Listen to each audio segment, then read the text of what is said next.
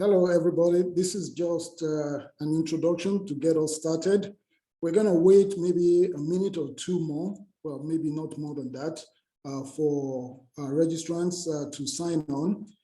This is Bolaji Ojo, and I want to welcome those online already to the webinar, the panel discussion that we're hosting today on automation in cars, opportunities, promises, and fallacies. And we have a great team of experts on this topic. So we're just going to wait, if you don't mind, a couple of minutes, maybe not even up to a minute, not up to 2 minutes anymore before we get started. It's an interesting package, and I'm really looking forward to the discussion with the team that we have in place. Thank you for joining, and please be patient while we run up the numbers.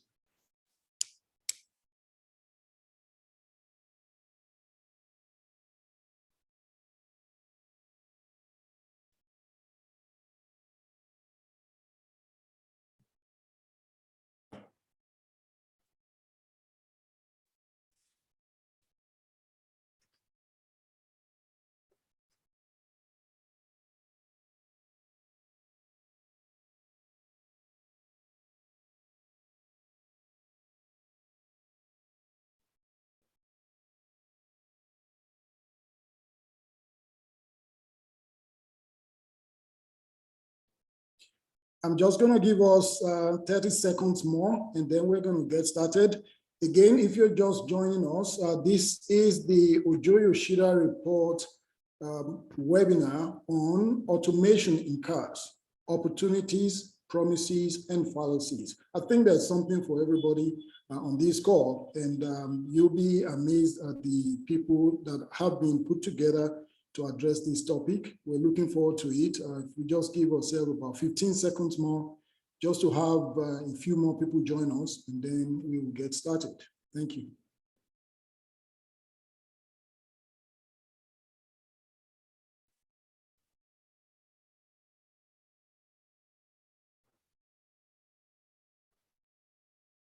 All right, here we go.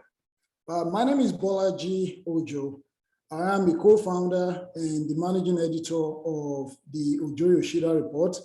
It is an interesting publication born out of desire to connect all of the dots in the electronics industry to highlight, all of the factors that people work upon, going from the design all the way to how things are used and the impact on society as a whole. The role of regulators, the role of designers, the role of companies and enterprises, analysts, the financial community, how everything comes together in what we all do for a living. So this is why this particular panel that we've put together is very, very important. And like I said, we do have a great team in place to address this issue. The topic is automation in cars, opportunities, promises, and fallacies. First, I'm going to introduce our panelists, and then I'm going to just briefly talk about our sponsors. The first person I'm going to introduce is Colin Banden. He's a panelist. Actually, every single one of these people on this panel have been around for a while. They've been doing this for a while, so they've been all around the block. Colin is a principal analyst at Semicast Research. Colin, it's a pleasure always to have you. And then I'm going to go on to Phil Koopman. Phil Koopman is a safety expert, and by that I really do mean he's a safety expert. And in addition to that, he's an associate professor at Carnegie Mellon University. Phil, it's a pleasure to have you here. And the last person, well, not the last person, the third person is a long-time colleague of mine, a veteran journalist who's been covering and tracking the electronics industry for decades. In addition to that, she specializes in the autonomous vehicle, electric vehicle market. She's recognized as an authority in that area. Welcome, Junko Yoshida. She is a co-founder of the Ojo-Yoshida report, and she is actually the top gun there in terms of being our editor-in-chief. So welcome everybody. The topic again, automation in cars, opportunities, promises, and fallacies. The way we want to run this is simply to have each one of our panelists address this topic from their own angle. Each one of them have a few minutes to address these. And then we'll go into some of the issues that need to be addressed. After that, it will be a pleasure to invite the participants online to send us their questions. Please click on the Q&A button at the bottom and send in your questions. We will try and get to as many of these questions as possible. If we cannot, we will also address these in the publication. Now, before we get started with Colin, I should say that this panel, this discussion is sponsored by Sane Machines, a company launched in 2000, in the year 2000, based in Australia, and they are big in all of these areas that we're talking about. They've kindly agreed to sponsor this particular session. So welcome everybody, those online and our panelists. Colin, you have the floor. Thanks, Bola. Hello, everybody. So yes, I'm Colin Barndon, Principal Analyst, Semicast Research. And as I like to say to people, I have been around a while and I've seen some stuff. And another comment that I make a lot of the time is that differences of opinion about the future are almost always based on assumptions. So I'm quite sure that there'll be a lot of disagreement in places in this discussion, but it really comes down to the assumptions that people are making. So some of the issues that I see that are issues really for the market today around driving automation, the critical one really for me is the levels of driving automation as described in SAE standard J3016. And my position that they just don't represent what is actually happening in the market. You know, J3016 essentially is a roadmap to replace humans as drivers through increased levels of driving automation. That's exactly what the taxonomy of definitions covered in the standard is supposed to talk about. But it presupposes a trend in an industry towards increasing driving automation with a goal of replacing humans as drivers. And within that, what is completely lost is all of the technology opportunities, all of the technology trends, all of the chances for us as an industry to head towards Vision Zero by making human drivers into safer drivers. And if you read anything or listen to anything that I say, you will hear I'm a tremendous advocate of the roles of driver monitoring and driver assistance technology to keep the human driver alert, engaged, eyes on the road, mind on the task.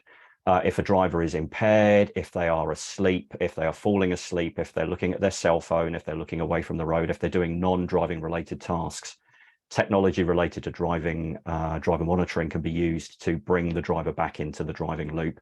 And J3016 and much of the discussion that we've seen in recent years mostly discounts all of the technology around driver aids and driver monitoring, and all of the opportunities to make human drivers into safer drivers is lost. So that's really one of the critical criticisms that I have about J3016, is it's not really looking at the opportunities to make human drivers safer. And the other real issue that I will flag up for this conversation that the other panelists can talk about or challenge me on is the role of complexity theory. And you know, I talk about complexity theory in my writing. And just briefly, you know, a complex system, which is an example, public roads, is open. It's highly unpredictable. It will experience what's called emergent properties, which can lead to phase transitions. And very, very briefly, that is a transition from order to disorder and back to order again. And anybody who's ever driven on public roads for any period of time will have experienced situations where something just happens, something really weird just happens. And it can happen in an instant. And then a period of time later, it just disappears and all the traffic flow runs freely again. And it's within those phase transitions, within those emergent properties, that accidents, crashes, call them what you want, can happen. And that's where lives can be lost. But my position really is that artificial intelligence, machine learning, deep learning, all of these sorts of technologies, which I call the machine driver, are currently too brittle to handle the unknown, extreme and unpredictable events that happen every day on public roads. So they're really the main issues that I see that I'd like us to discuss in this discussion today.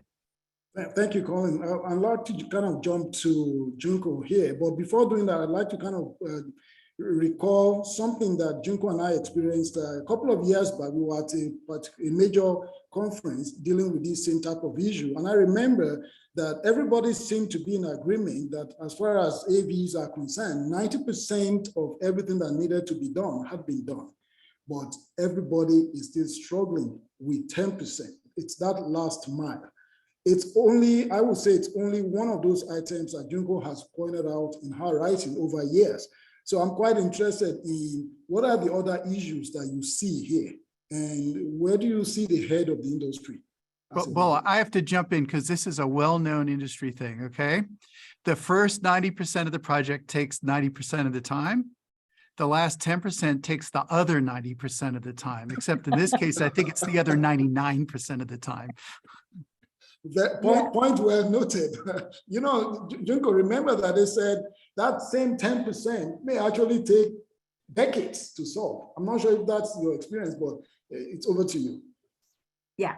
Well, thanks. Yeah, it's actually, let's start from where, you know, Phil and you left off, because I just had this this week, NVIDIA is holding their usual big GTC, you know, the GPU technology conference. And it has always been the kind of benchmark that how far AI technology has advanced so that we can move robocars onto the road. And what I found out this week is that actually, not so robocars, not so much. It's already an old story. The NVIDIA CEO's focus is now ChatGPT. Okay, that's the next shiny thing. And what got me, you know, what got me thinking is that actually one of the senior executives at NVIDIA said publicly, which I found very good, I mean, very honest. He said, fully autonomous vehicles are next decade's problem. And I'm glad that the industry is finally coming to the, you know, sort of ground level that this thing is really hard. You know, let's start from there. You know, don't pretend like we have solved the problem. But the issue that I want to bring up in this panel is that as a reporter covering this topic for a long time, I feel like I'm in a rabbit hole. You know, every time when I write stories, okay, is this vehicle is level 2, level 3, level 4, and try to, you know, not only myself understanding it, but trying to explain to readers, well, this vehicle, they say it's level 2, therefore this is what it does. But as it turns out, over the last 6 months, I have noticed that what the company claims as their vehicle's level doesn't mean a thing. You can trust no one, right? I mean, the Tesla, officially now starting February, I guess, they call the autopilot, the automation is level 2. Good, right? But then what's the thing behind it? Because, you know, FSD, for example, obviously design intent is level 4. So by downgrading, voluntarily downgrading level from level 4 to level 2, they seem to be getting off the hook that their cars don't need to be regulated. So my question really to this panel is that who do we trust? What tools do we have to understand what is safe? That is a question I'd like to pose in this panel.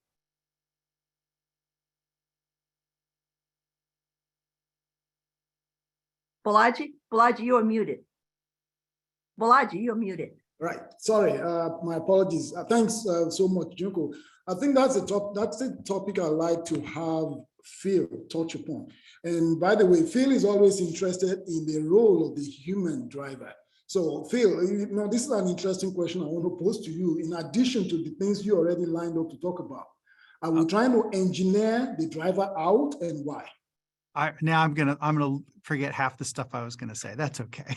All right. So remind me if I miss one. J3016. The levels in J3016 have no business being used for policy or regulations. None. I mean, it's a terminal, and it's not a safety standard. So I heard someone in Pennsylvania, I had a politician in Pennsylvania say, well, we conform to SAE safety standards because J3016. And fortunately, I was remote because I could have, you know, would not have been able to contain myself in person. It's not a safety standard. I'm on the voting committee. It's not a safety standard. Okay. It's just not. And the levels are wholly unsuitable for policy because they explicitly disclaim safety And if you're at any of the levels, there's a good, and you do what's at the level required, but not the optional things, like driver monitoring is entirely optional. Okay, we know that's a bad idea for safety, right? And you know, for level 3, the handoff time is like, well, you know, 3 seconds is probably okay, right? No. But they didn't mean to write a safety standard, so we shouldn't use it as one, which means we should not be using it as the basis for regulation. All right, so that's the deal. SAE launched a campaign to get the policymakers to use 3016 levels for whatever reason they did, and that was just the wrong choice back then. And it's time we got to roll that back, or we're never going to get anywhere. All right. That having been said, level 2 is so amorphous. And my big trend is that the industry is pivoting hard into level 2 plus, whatever that means, right? And the standard is just completely useless for describing those things. It just, you know, that's just not what it's going to be good at, let alone for policymakers. In terms of, I agree with Colin that it's a complex problem. And I guess the way I look at it is I'm willing to believe the industry can succeed. I'm willing to believe they can succeed more quickly if they put more billions of dollars in it, but I don't know what the scale is. I will point out, I've been working on self-driving car safety since the mid-1990s. So anyone who says it'll be solved next year, I'm pretty skeptical about, right? You know, and if that were really true, we would be seeing millions of miles with nothing to speak of going on, and that's just not what we're seeing yet. So that means they're not almost there. So I'm willing to believe that, but the other big thing I want to mention is that we've been attempting to regulate and set policy based on technology driven by 3016, which is a technology standard, and that has proved a spectacular failure. I'm just, our policy is terrible, right? The only well, we have two things. We have NHTSA doing, I call it whack-a-mole. With respect to NHTSA, it's whack-a-mole because their only way to handle this right now is reactive. And the car companies can OTA new features faster than they can investigate. So they're stuck in a game of whack-a-mole, not of their making, right? And that's good, but it only goes so far, right? And that's it. You know, that's what we got. We need to do something better because there's just all sorts of crazy stuff happening on the roads. So my latest thing is, I think that looking at liability as the regulatory mechanism is our best medium to short-term plan to get some sanity out on the roads, to incentivize companies to behave a little more responsibly, those that aren't. And sadly, those that are get tarred with the same brush. But if you don't set a level playing field, the ones who are irresponsible get a competitive advantage, pushing everyone else to be irresponsible. And it's a very tough situation. I think state liability laws at the state level are something we've just got to do before the extinction level event of the industry puts them all out of business, right? You know, we're one wrong crash away for this whole thing coming down, and we need to do something about that. Let's get back to some basics here. I'm going to toss this to Colin. You know, this is a question of definitions. So, Phil has talked about all of these levels and, you know, what's acceptable, what's real, what's not real. But let's go back and say, okay, what is assisted driving? What is automated? What is autonomous? You know, let's just put some flaw under this. You know, what are those three terms, and where and when do they apply? And if they apply, where? Yeah, it's a great question, Bola, and it's such a simple answer. So let's throw J3016 in the trash can. Let's just erase it from history. There's three terms.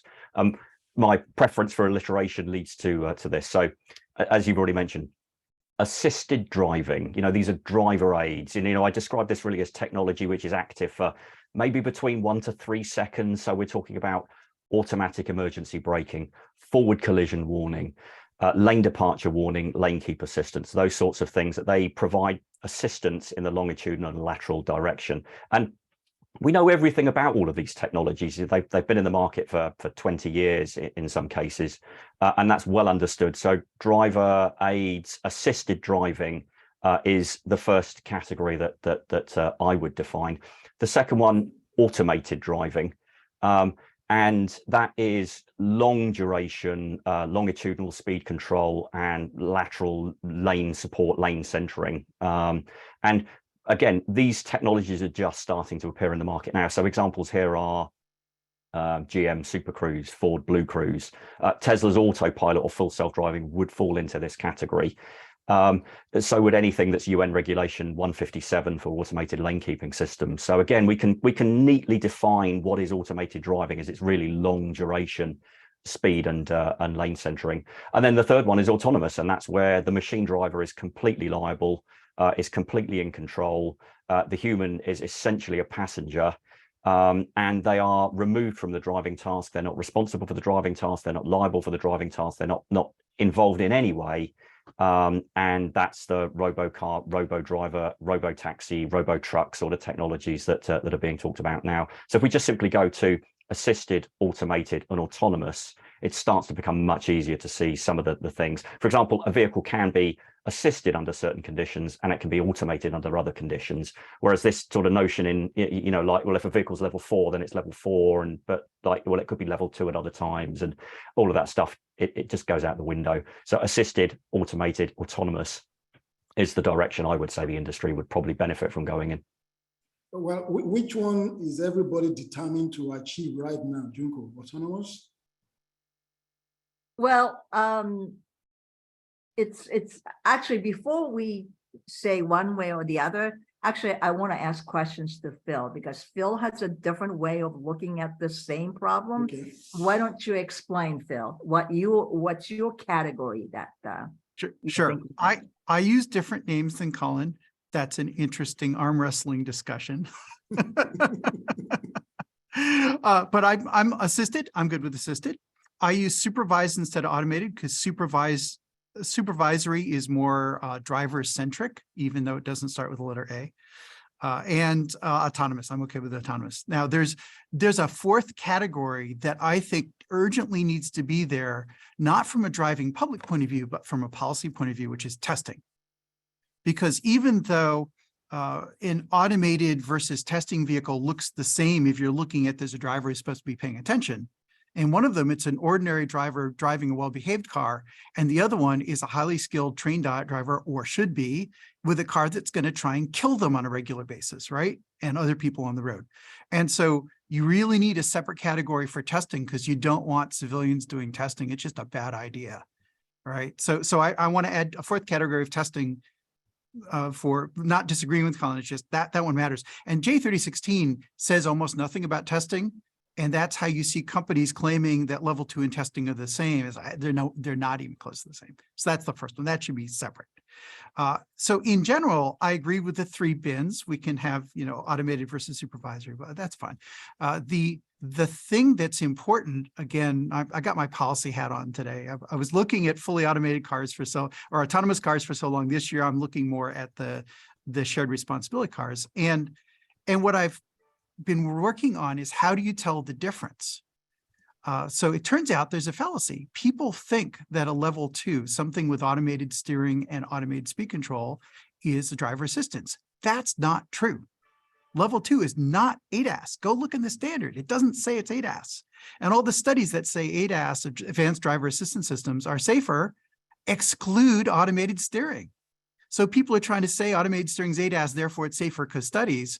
And I've seen this on social media a bunch of times. Every time you pull it apart, the study they're referencing doesn't include automated steering, and automated steering is not ADAS. All right. So I put it simply that if the human is steering, then I'm going to make the rule simple. If the human's steering, it's an assisted vehicle.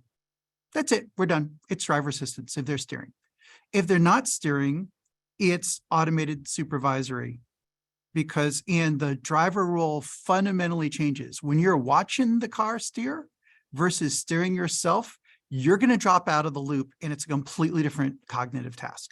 Now, if your hands are on the wheel, if you got hands on the wheel or fingers on the wheel, it doesn't matter, because I have a car that steers itself even though I keep my hands on the wheel because I just don't trust it that much, you know, but almost every curve, I'm actually nudging it to a different line through the curve than it wants. So I'm going to say I'm steering. But if you're sitting there and the steering wheel is doing its thing and you're just putting your finger on it so it doesn't complain at you, you're not steering. That's a completely different cognitive task.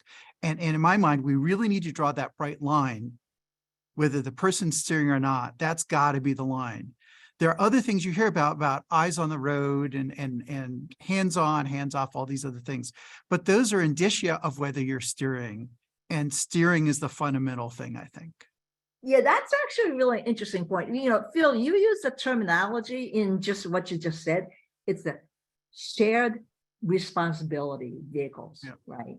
And that is the crux of the issue, because a lot of times humans and machines, they don't really understand who is sharing what at what point, right? And so this thing, to me, it's a crux of the issue.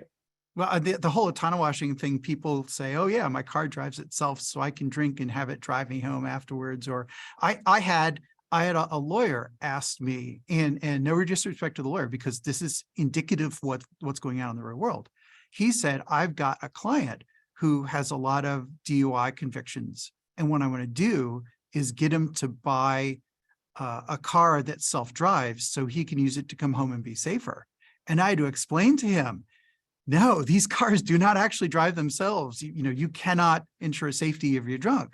And he's a smart guy, but he just didn't get it because the public messaging has been so bad about this.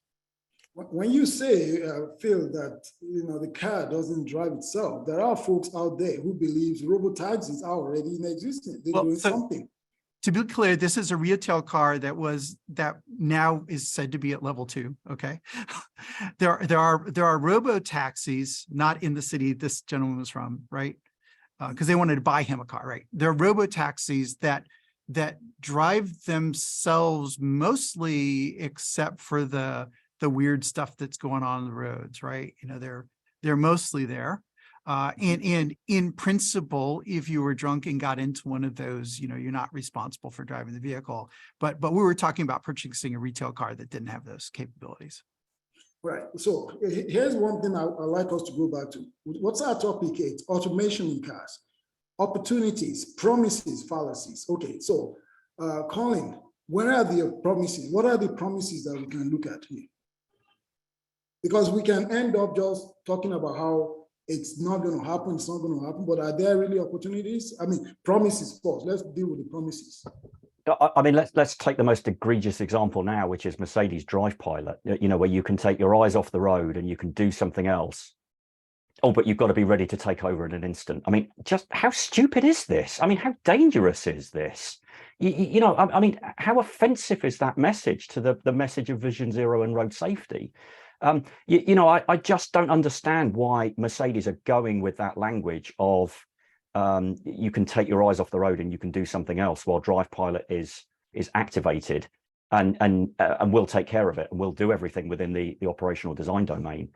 These messages are really dangerous, and this comes back to my point. Roads are complex, not complicated. So Mercedes can say, oh, we'll give you a 10-second warning of handover, and anybody who's watching, from your own experience, have you ever found yourself in a life-critical, mission-critical situation on the roads that just happens immediately? I have. And that can happen within the operational design domain. Let's say divided highways in Nevada, if Mercedes want to operate Drive Pilot in Nevada, and they're saying that. And are they essentially saying, oh, well, we've solved problems on divided highways in the state of Nevada because reasons? So this is one of the most offensive promises that's starting to be made now, is that drivers can take their eyes off the road and look away and do something else. But then they are required, should anything happen instantaneously, should anything happen, they're then required to take back the driving task and respond instantaneously. And humans will have lost situational awareness. They will have lost attention to what's going on around them. They won't necessarily know what path they can take to exit the situation safely, because that's what they've been told that they can do, that they can tune out, and it's just dangerous. So I'll stop there and hand over to Junko. Yeah, well, I think I'd like to add to what Colin said. When it comes to promises I hear most often by car makers in the last few months is we'll drive. Our car is, has these automated features. We will drive for you, and we will give you back the time. That is the message that I hear. So, take back your time. I don't want to take back my time. That is the really most egregious, the tagline that they have come up with. And everybody's using that now. You go to every conference, people say, oh no, well, you can take back your time. That's the promise, though. That's the promise automotive industry is making when they start pitching hands-free driving, not just on highway, but including cities. So I'll say that I hear both of you. I'm going to be a little less negative and a little more nuanced. Okay. That if a car company, I mean, we all know who we're talking about, but I'm going to make it general because it applies to all car companies. If a car company wants to say it's okay to take your eyes off the road, there is the certainty that some fraction of people will have a lot of trouble getting their eyes back on the road. We all know people that I'm not going to name names. We all know people that once they get absorbed, they can carry on entire conversations and not recall the conversation later. It's almost like they're sleep talking, right? And once they're absorbed, you're not going to get their focus in anything less than a minute or two, right? It's just the way it's going to be. And some people are just wired that way. And some people are going to go to sleep and some, whatever, okay? So once you allow the driver to take their full attention off the road, you're going to have a probability distribution function of how long it takes to come back. And 3 seconds is not going to be anywhere near the median, right? Now, there are some people who are going to pay attention and some people are not. There's going to be a range. So if you say, as Mercedes has said, well, if they don't pay attention, we'll do something safe, okay? That argument is an argument I've actually tried to make for a long time, that it's okay to say you can take your attention back and take it off the road and we'll put it back on. And you can take safety credit for the fact that some percent will immediately do, but you can't blame the others for not doing it. The thing is, you can't blame them for not putting back. You can take credit if they do, because statistically, you'll get the human subject data and you'll figure it out, right? And there'll be some fraction that never come back in any reasonable time, and you have to design for that. So if you want to design a system that is safe enough if half the people pay immediate attention and you have data saying half enough pay attention, I'm okay with that, right? But you have to take responsibility for the outcome. And the telling thing with the Mercedes in Nevada was, Junko, I think you're the one who asked them. We gave Junko a bell on a ribbon and said, go find the cat, tie this around, right? It's like, and they wouldn't say that it was their fault if there's a crash. And that's the problem. Yeah, and that question of liability is one that runs across the industry. I mean, who's finally responsible for any of this? Junko, from your reporting and interviews so far, has anybody stepped up to say, look, we'll accept responsibility, whatever happens, 100%? Well, many moons ago, when autonomous vehicles are still new, a few companies step up and said, if something happens with our autonomous vehicles, we'll be taking full responsibilities.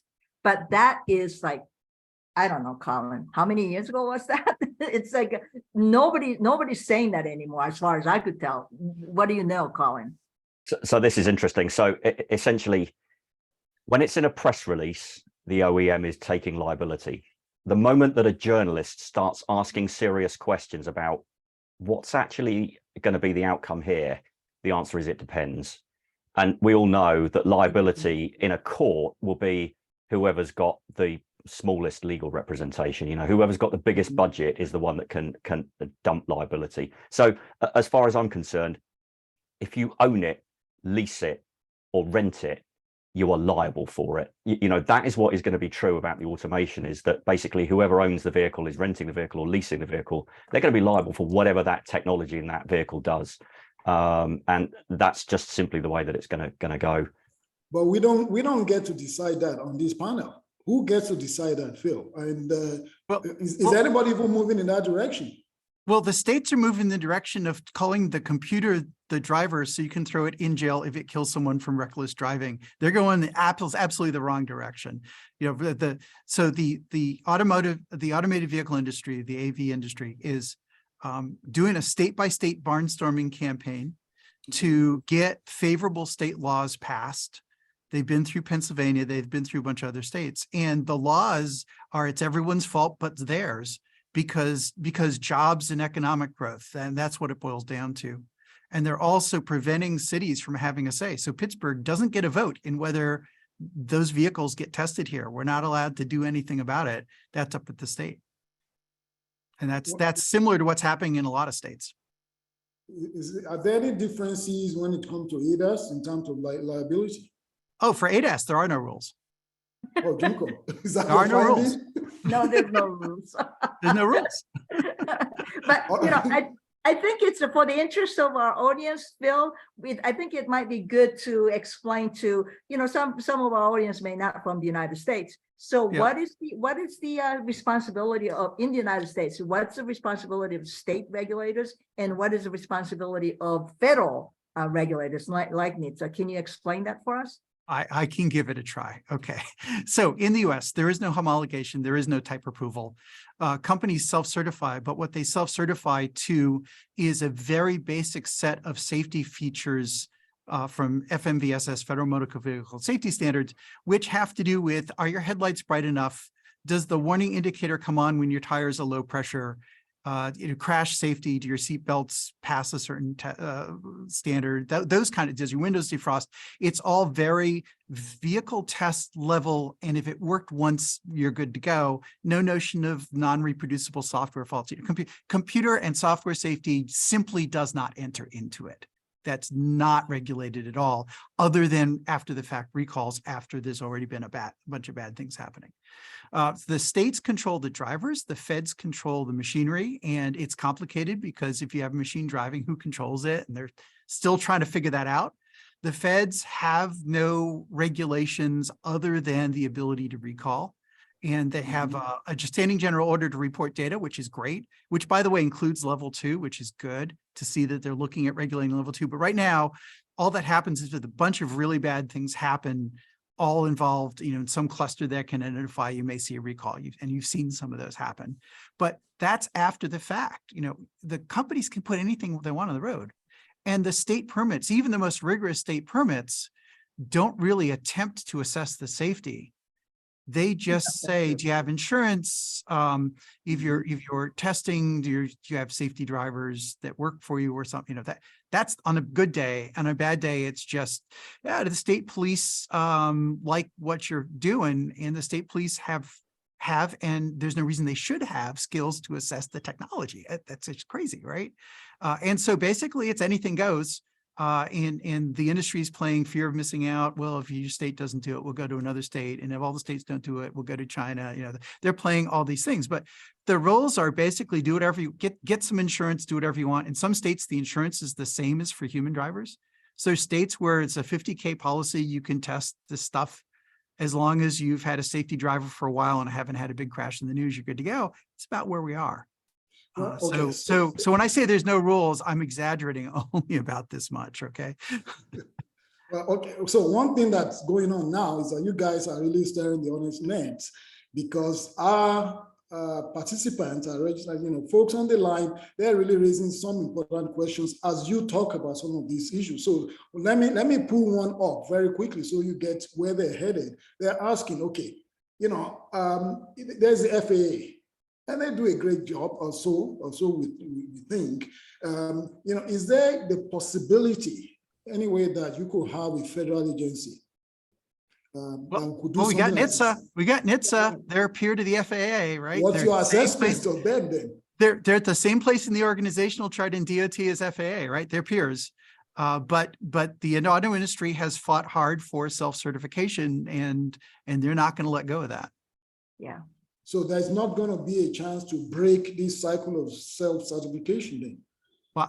Well, to be clear, the FAA is involved in the design process, and NHTSA is not. That's the big difference. They don't get a say in the design process. They don't get they don't do a type approval. They don't do any of that stuff. That could change, but that would take a dramatic change at DOT. I imagine this is not my expertise. I imagine this is an act of Congress, right? And we're seeing, by the way, there is a congressional act floating around that just surfaced in the last week or so, but all its things are like 8 and 10 years out. okay, fine, but what do we do for 8 or 10 years? What's it like across the pond, Colin, then? Well, they have type approval, right? Colin, are you more up to speed on this? Do you want to talk about it? Yeah. Essentially, in Europe, well, as Phil says, we've got type approval. So it's kind of like it's exactly the other way around. So unless you meet the regulations for putting a vehicle on the road, it's not legal to put a vehicle on the road. So there's no self-certification. There's no, oh, we'll have some experimental technology here. So, you know, some of Tesla's autopilot, I think they're getting around the fact that the system isn't exactly meeting the regulations by saying that it's a hands-on driving system, when quite clearly, you know, the wheel turns by somebody taking their hands off the wheel. But I guess that's the way that they've presented it. And, you know, that's some clever marketing and a great way to find a loophole. But generally speaking, Europe is kind of the inverse of the United States, such that you have to show that you meet type approval in order to get the authorization to put a new vehicle or a new technology onto the road. I'm going to be coming back to you almost immediately, Colin, because of Mercedes. But I want to kind of touch base with Junko about, because I know she's tracked BMW, she's tracked most of these companies, and I wonder, are there different approaches amongst these companies, these car makers? No, it's pretty much the same. You know, it's their standard answers. I think somebody mentioned in the panel is that if you ask them hard questions, oh, it depends. You know, they're not going to answer the questions when, you know, when push comes to shove. Who's going to be responsible? We're not going to go anywhere. No companies that I've spoken to would give us straight answers. Period. I'm aware, Junko, that you've covered this industry and you actually started at a point with Toyota where the answers or the no answers actually came in the courtroom. Is that where these things will be resolved? Well, this Phil and I have been kind of involved in the Toyota case for a long time, but it's no, it's you know, that was the one case that taught me a lot of lessons, and I'd like to, you know, come back to that because I realized while I was covering it was a long time ago, but while I was covering it, I said plaintiffs have no chance to win any of those cases because the plaintiffs don't have, you know, don't have enough expertise. You know, they don't have technical knowledge.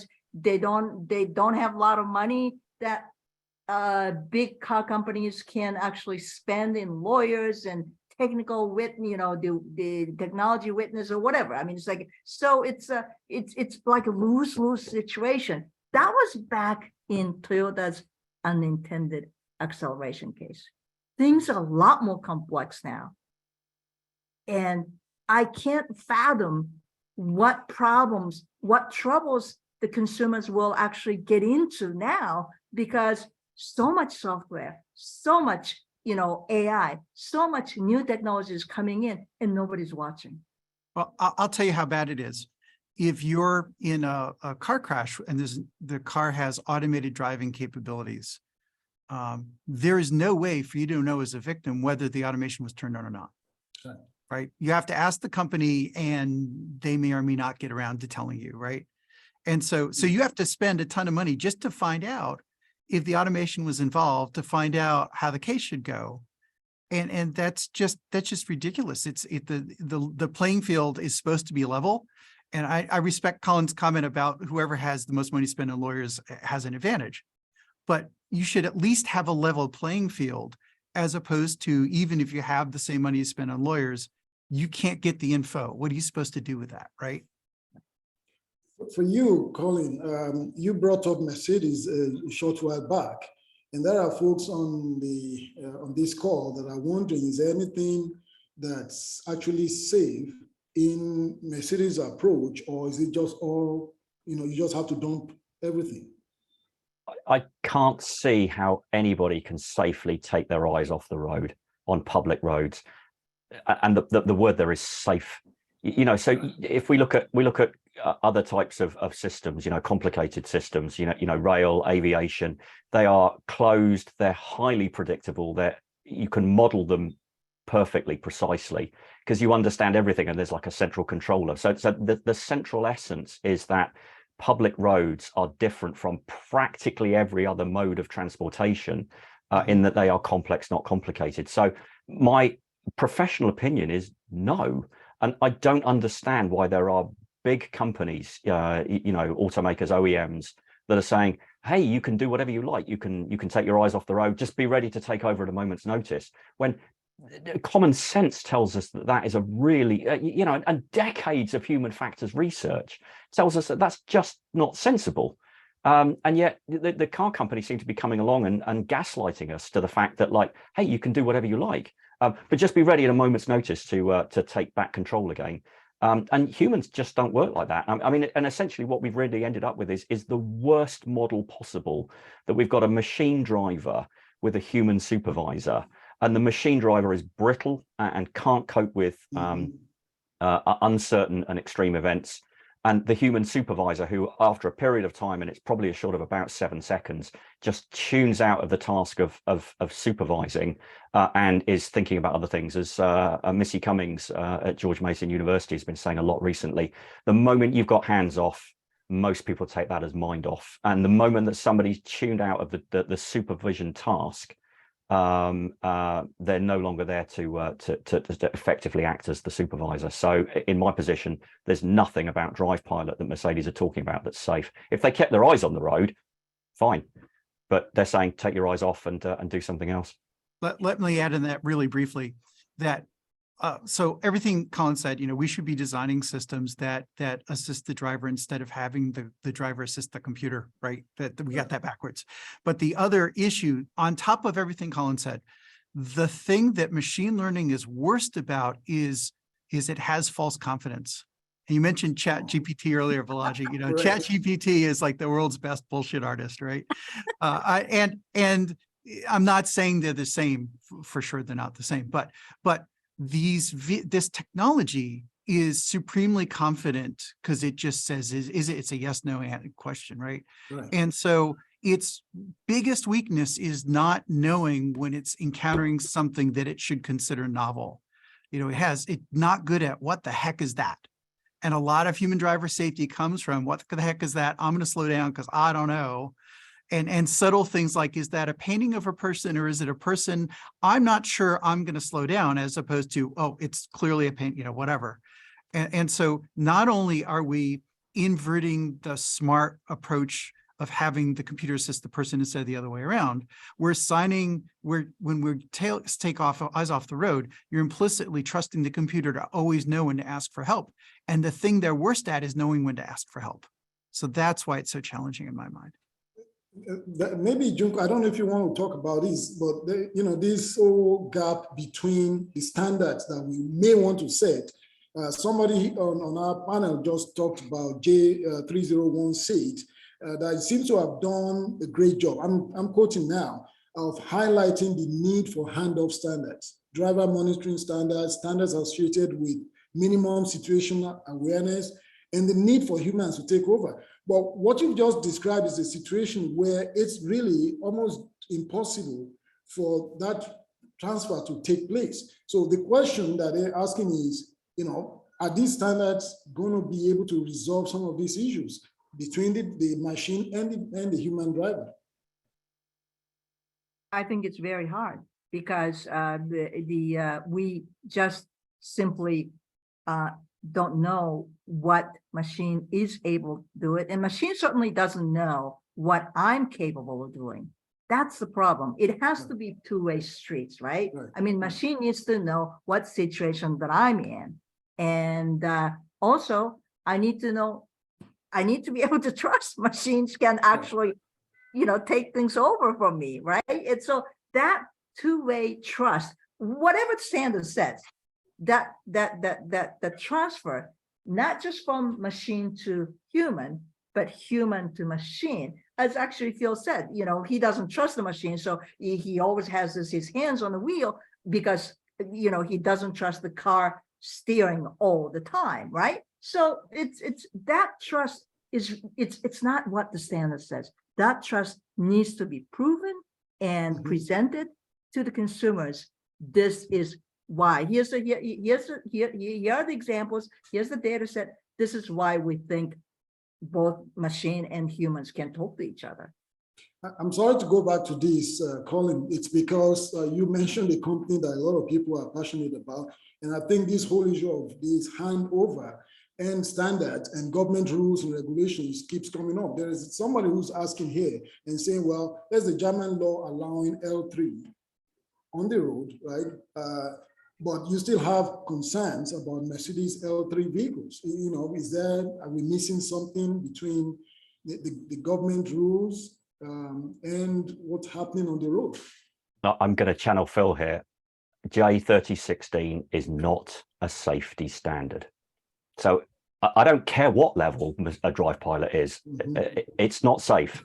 You know, let me just state something really, really simple. The safest driver is an alert, engaged, and unimpaired human who has their hands on the wheel, their eyes on the road, and their mind on the task of driving. Please, industry, can we come back to that? Can we start there?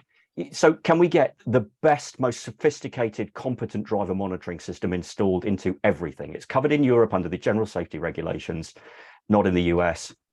Let's call it super AEB, some technology that when something happens in front of the vehicle, you can stop the vehicle faster than a human can react. Let's have a situation where the automotive industry is spending its billions of dollars, not on technology, which is blatantly unsafe, but on technology which is monitoring the human driver for distraction, fatigue, and impairment, and with technology which can look ahead and see what's going on ahead, and if there is a clear collision situation, can stop the vehicle or at least mitigate some of the speed of the impact to mitigate the effects of the crash. Why don't we start there rather than this complete gaslighting about eyes off driving being safe? Let's come back to making human drivers safer drivers. If we're really keen about pursuing Vision Zero, let's focus on making human drivers safer rather than this rubbish about trying to replace humans as drivers and whether or not eyes off driving is safe or not.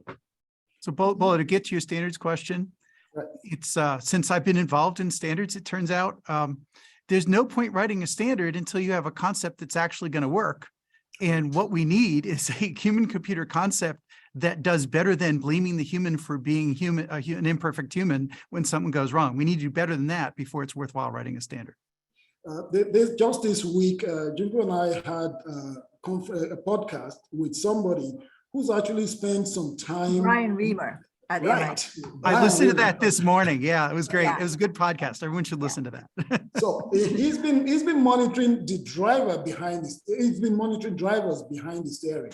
And so there's a connection between that monitoring and the kind of information that automakers have actually been able to share or been compelled to share or have even shared at all. So one of our participants here is asking, you know, is there a way to force or compare or ask automakers to share certain information that they are obviously collecting, unless they are not collecting anything at all?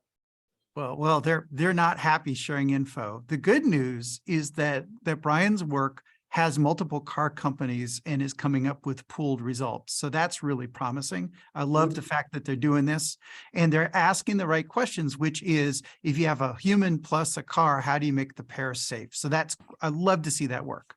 But forcing them to share the info to people who aren't contributing is going to be a problem. Forcing car companies to share any info about anything is going to be a problem. And so that's why I keep coming back to liability as at least you know, an incentive mechanism for them to come up with that, however they come up with, but at least deploy something reasonable instead of the stuff we've been seeing. Okay, Junko, you want to chime in on that? Yeah, no, you know, actually somebody came up to me during the conference last week and why can't we promote the idea of sharing data among companies? And the truth is that, you know, everybody says that everybody says that, oh yeah, we're collecting a lot of data. You know, we have the test cars here and there. But the truth is, well, I don't know if it's truth or not, but some of the things that I heard is that not everybody's labeling all the data they have collected. And that's like the first step. Really, I mean, you are claiming that you're collecting so much data, but you're not even labeling. So what are you going to do about that? Is there any shared repository of some of the data that each different car company has collected? That's a very utopian view. I didn't want to shut him down right on the spot and said, that's really hard. As far as I could tell that, the ABT is a little different though, because they put their money in and they actually, their motivation is that, okay, let's figure out, whatever data we collected within this testing, the naturalistic testing, let's share that data among ourselves. I think something like that, more voluntary based, and people, they bring their money in, that's very workable, I think. What about the consumer? What about the car driver? Would they like to share that kind of information, knowing the exposure that they may be committing to themselves to? But it's not like they're singling out, Bola, you're a really terrible driver. We're going to tweet about this, right? I mean, it's like, it's saying, well, you're one of the anonymized data. So it's, I don't think that people should be overly sensitive about that. Maybe some other people have different ideas. Although if there's a crash and the data is there, you may be opened up for people finding out you did something bad that contributed to crash. So that's a concern. Yeah, right. That's true. Yeah, it's always complicated. Those things are always complicated. Yeah. Now I have to now kind of pull us back to the topic here, opportunities. I'm really fascinated by the concept that even when you have the kind of negative situation that we've discussed, we're trying to move in a particular direction. So there must be opportunities here. What are those opportunities? I'd like the three of you to actually chime in. I want to hear from you what you see as potential opportunities for car makers, for subsystem, for tier one companies, for everybody. Are there opportunities here in automation? Or is it just more than fallacies? I'll go first because I have a very sort of a utopian view of how things should be. I just wrote about it last week.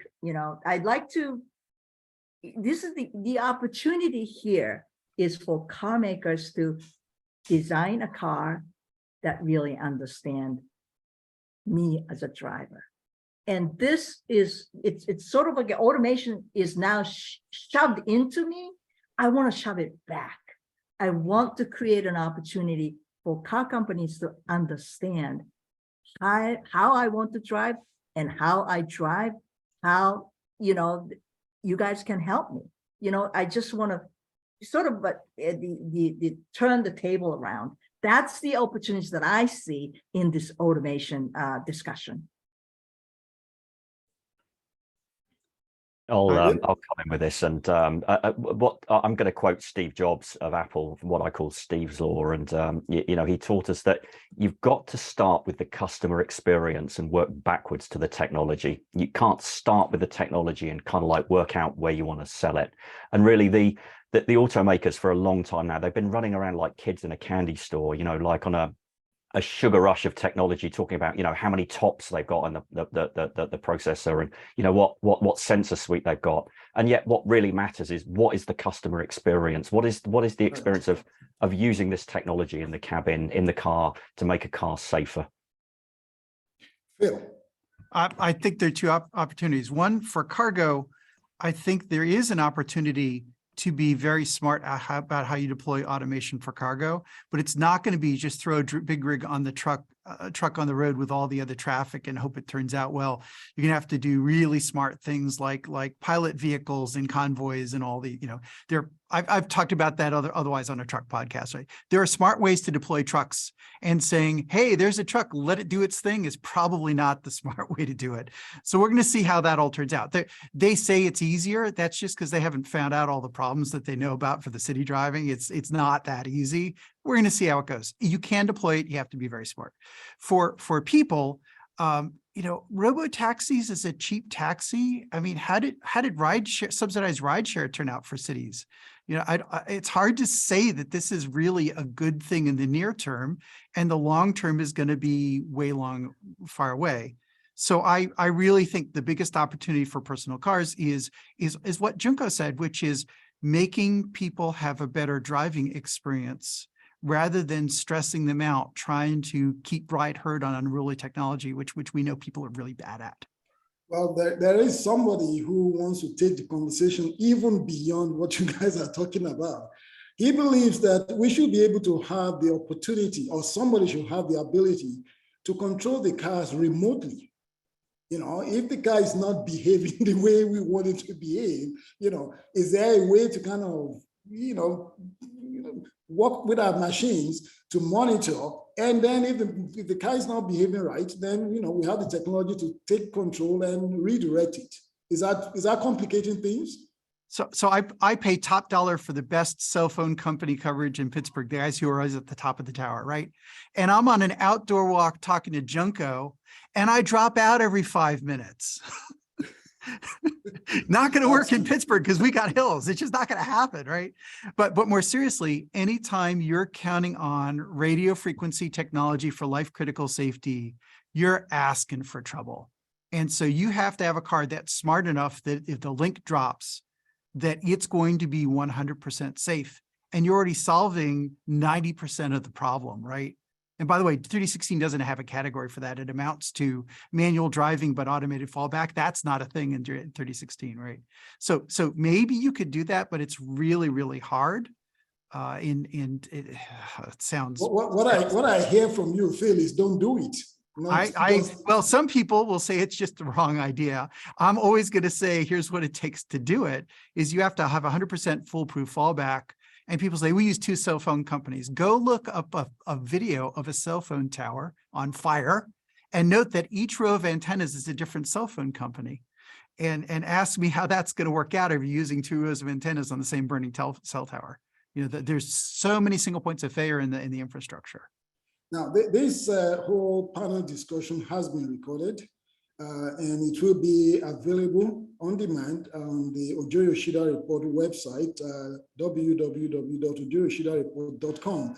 But before we go, the word fallacies. I'm intrigued also by that, as I have been by promises and opportunities. So I'm going to give you guys one quick chance to talk about the fallacies that you've seen. I know you've mentioned some of them, but please highlight one each. Fallacies that you see in automation. I'll take a chance and go first. I mean, I have this dirty dozen list I published, right? But the number one is the pervasive assumption that computers will be better drivers than people. There's no basis for that whatsoever. It's all wishful thinking and rhetorical tricks.